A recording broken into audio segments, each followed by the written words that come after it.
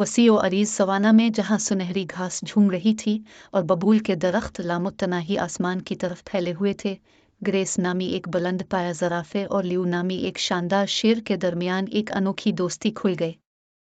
हंसी और इफ़हाम व तफ़हीम से निशान ज़द उनकी सोहबत ने उन कहानियों को जन्म दिया जो मैदानी इलाकों में गूंजती हैं, मुहिम जोई, जुरत और शिकारी और शिकार के दरमियान अटूट बंधन की कहानियाँ। ग्रेस अपनी लंबी गर्दन और खूबसूरत कदमों के साथ फजल और शाइस्तगी के साथ सवाना में घूमती रही।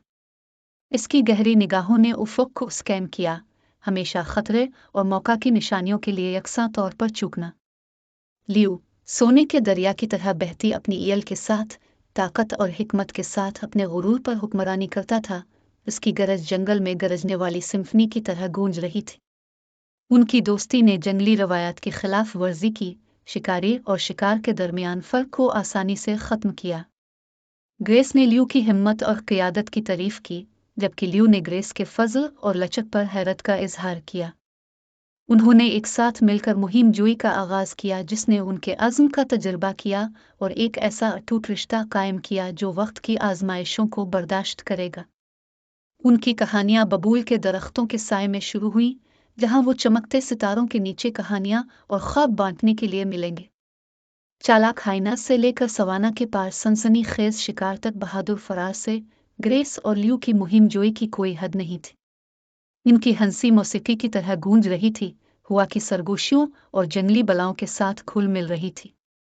लेकिन उनके बंधन को अपने सबसे बड़े इम्तिहान का सामना करना पड़ा जब ज़मीन पर एक शदीद खुश्क साली नाजिल हुई, ज़मीन को खुश्क कर दिया और शिकार को कम कर दिया।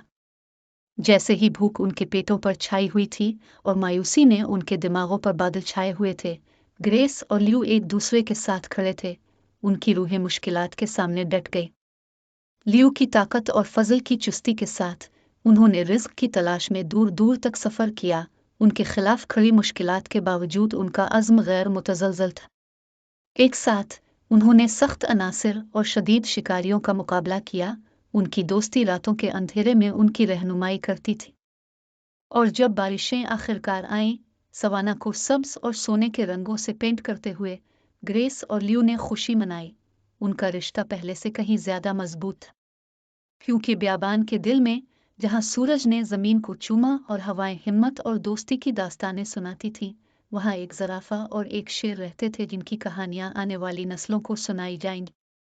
सवाना की तारीख़ों में जहाँ लेजेंड्स पैदा हुए और ख्वाबों ने उड़ान भरी, ग्रेस और लियू की लंबी कहानियाँ एक ऐसी दुनिया में दोस्ती की पायदार ताकत के सबूत के तौर पर खड़ी हैं जो ज़िंदगी के बहाव से मुतय्यन है।